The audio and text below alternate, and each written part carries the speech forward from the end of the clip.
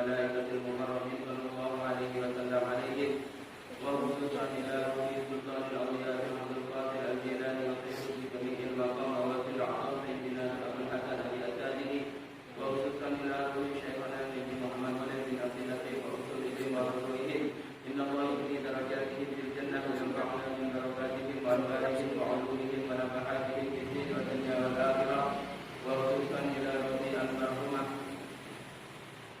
رحمة الله تعالى عليها وخصوصا إلى روح جميع آبائنا وأمهاتنا وجميع مشايخنا الأحياء منهم والأموات. الفاتحة. أعوذ بالله من الشيطان الرجيم. بسم الله الرحمن الرحيم. الحمد لله رب العالمين الرحمن الرحيم مالك يوم الدين إياك نعبد وإياك نستعين اهدنا الصراط المستقيم صراط الذين أنعمت عليهم غير المغضوب عليهم ولا الضالين آمين. بسم الله الرحمن الرحيم. قال المصنف رحمه الله تعالى ونفعنا به وبعلومه في الدارين آمين. Bismillahirrahmanirrahim. Para jemaah dan pemirsa yang insyaallah dirahmati oleh Allah Subhanahu wa taala, amin Allahumma amin. Bismillahirrahmanirrahim. Was-sabru ala awjuhin. Sabar itu ada beberapa macam. Sabar itu ada beberapa macam. Yang pertama, sabrun ala ta'atillahi ta'ala. Sabar yang pertama itu sabar atas menjalankan ketaatan kepada Allah. Sabar walaupun capek melaksanakan sholat, walaupun kondisi kurang sehat tetap melaksanakan sholat, sabar. Walaupun kondisi ekonomi kurang mapan tetap melaksanakan maulid Nabi, itu namanya sabar. Itu sabar yang pertama. Sabar di dalam menjalani taat kepada Allah Subhanahu wa ta'ala. Yang pertama. Yang kedua, wasabrun ala maharimi. Yang kedua, sabar di dalam menjauhi apa yang diharamkan oleh Allah. Contoh, kita punya teman bermacam-macam. Ayo ikut saya. Kemana? Ke Surabaya. Sudah nanti saya yang bayar. Sampai ke Surabaya ternyata diajak minum umpamanya. Mohon maaf ya, saya punya pantangan kalau minum-minuman keras. Jadi saya minum sedikit saja. Menolaknya secara tata krama. Jadi itu termasuk sabar. Sabar di dalam menjauhi apa yang diharamkan oleh Allah. Diajak mencuri umpamanya, diajak nyabu sama temannya. Tidak mau. Karena apa? Karena itu termasuk sabar. Sabar di dalam mana tambah jelas dengan ini. Itu yang kedua. Jadi yang pertama, sabrun ala ta'atillahi ta'ala. Sabar di dalam menjalankan taat kepada Allah. Yang kedua, sabrun ala maharimihi. Sabar di dalam menjauhi apa yang diharapkan oleh Allah. Kemudian yang ketiga, sabrun ala musibati wa in tasfadmatil ula. Sabar di dalam menerima musibah.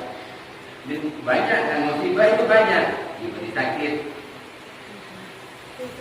hutang waktunya nyawa, kemudian angsuran rumah sudah waktunya, anak sakit, nah itu namanya musibah.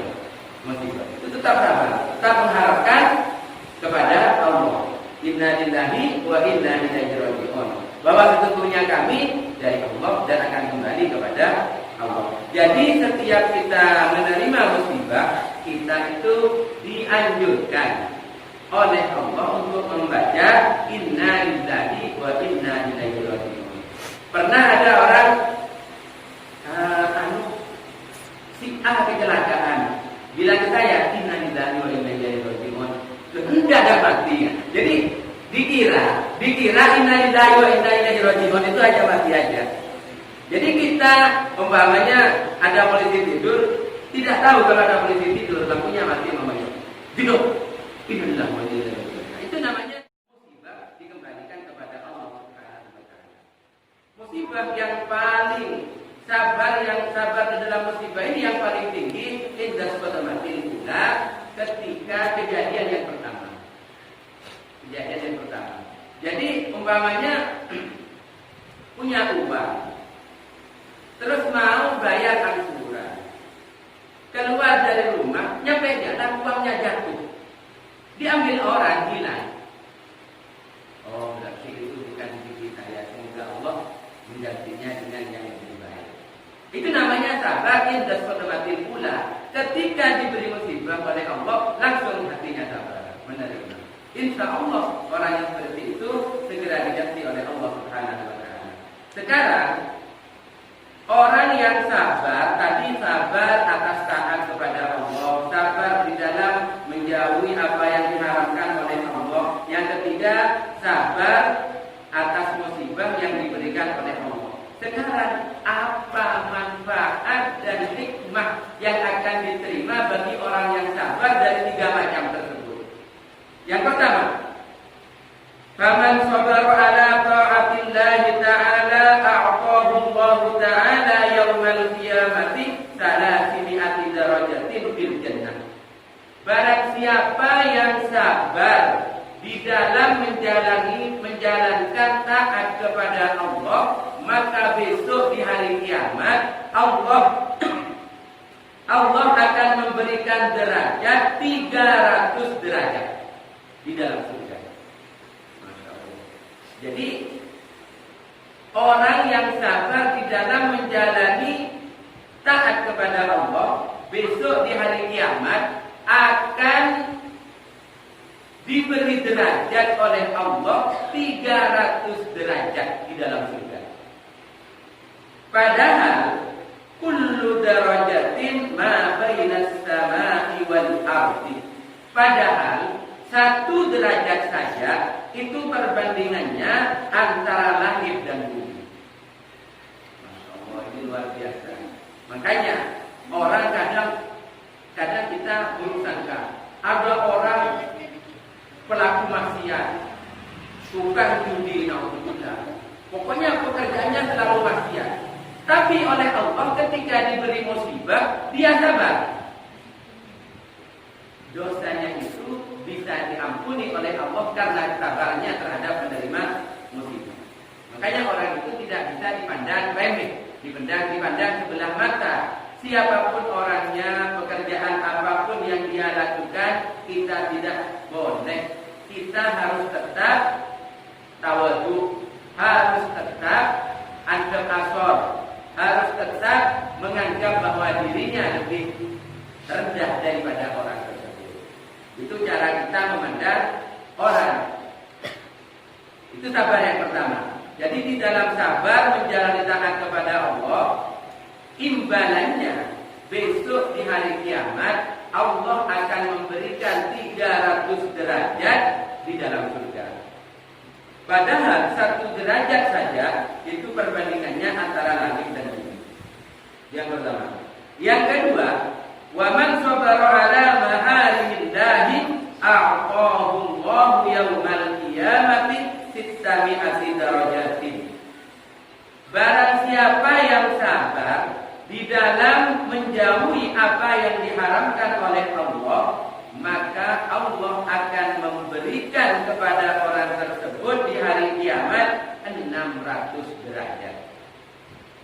Jadi orang yang sabar di dalam menjauhi apa yang dilarang oleh Allah, maka orang tersebut besok di hari kiamat akan mendapatkan 600 derajat di dalam surga. Padahal kullu darajatin mislama bainas sama'is sabi'ati wal ardis sabi'ati. Padahal satu derajat tersebut, satu derajat saja itu sama dengan apa yang ada di antara langit yang 7 dan bumi yang 7. Itu satu derajat. Jadi orang kalau sadar, itu luar biasa pahala yang akan didapat oleh orang tersebut di sisi Allah Subhanahu wa Ta'ala. Makanya kita harus hati-hati dengan orang yang sabar. Kita harus hati-hati jangan sampai kita zalim terhadap orang yang sabar. Itu pasti akan mendapatkan balasan dari Allah secara otomatis kalau kepada orang yang sabar. Kemudian wa man sabara 'alal musibati a'tahu Allah ta'ala yaumal qiyamati sab'ami'ati darajatin fil jannah kullu darajatin ma bainal arsy ila as-sama. Barang siapa yang sabar terhadap musibah, musibah apa saja. Barang siapa yang sabar terhadap musibah, maka Allah akan memberi kepada orang tersebut kapan? Besok di hari kiamat 700 derajat di dalam surga. Padahal kullu darajatin ma bainal arsy ila as-sama. Padahal satu derajat saja itu perbandingannya antara aras dengan bumi. Antara aras dengan bumi. Luar biasa. Makanya semoga kita termasuk orang yang sabar di dalam menjalani apa saja yang diberikan oleh Allah kepada kita. Sabar di dalam menjalani taat kepada Allah. Sabar menjalani apa yang dilarang oleh Allah. Menjauhi apa yang dilarang oleh Allah. Dan sabar terhadap musibah. Dulu itu ada seorang ulama itu wali. Ulama itu wali. Setiap punya anak, umur 7 hari mati. Umur 7 hari mati. Anaknya banyak. Setiap umur 7 hari mati. Masya Allah. Setiap umur 7 hari meninggal dunia. Ya Allah, kalau kita kayaknya gak mampu. Setiap umur 7 hari meninggal dunia. Kemudian ada ulama yang bernama Syekh Muhammad Al-Qurti. Syekh Muhammad Al-Qurti itu ulama yang lebih hebat lagi daripada ulama tadi. Pada waktu satu hari Syekh Muhammad Al-Qurti itu main, berkunjung ke rumahnya ulama tadi yang anaknya selalu mati. Pas waktu berkunjung Syekh Muhammad Al-Qurti itu punya anak di rumahnya. Dia sudah agak besar, yang kurang lebih umur 7 tahun. Kemudian waktu Syekh Muhammad Al-Qurti itu datang ke rumahnya si wali tadi, istrinya sedang melahirkan. Kemudian Syekh Muhammad Al-Qurti itu bilang, berdoa, ya Allah, selamatkan anaknya kiai ini, ambil nyawanya anak saya. Itu kalau ulama dulu kayak gitu. Jadi Syekh Muhammad Al-Qurti itu berdoa di rumahnya si wali yang anaknya tiap umur 7 hari mati, ya Allah, selamatkan bayi ini, panjangkan umurnya, ambillah nyawa anak saya. Itu ulama. Jadi wali itu sifat lomanya seperti itu.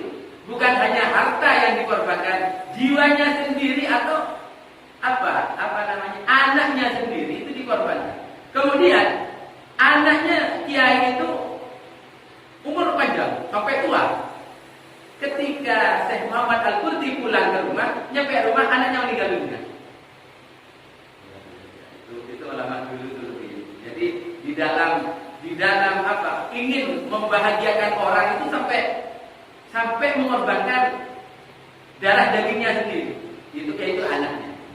Jadi berdoa, ya Allah, panjangkan umur bayi ini dan ambillah nyawa anak saya. Pulang ke rumah Syekh Muhammad Al-Qurti, anaknya meninggal dunia. Itu gak ada. Itu zaman dulu. Para jemaah yang dirahmati oleh Allah Subhanahu wa Ta'ala. Makanya minimal kita bisa bersabar. Kita bersabar dalam segala hal. dan bersabar dalam musibah, bersabar di dalam memerangi hawa nafsu, menjauhi apa yang dilarang oleh Allah, dan bersabar dalam menjalani taat kepada Allah Subhanahu wa taala.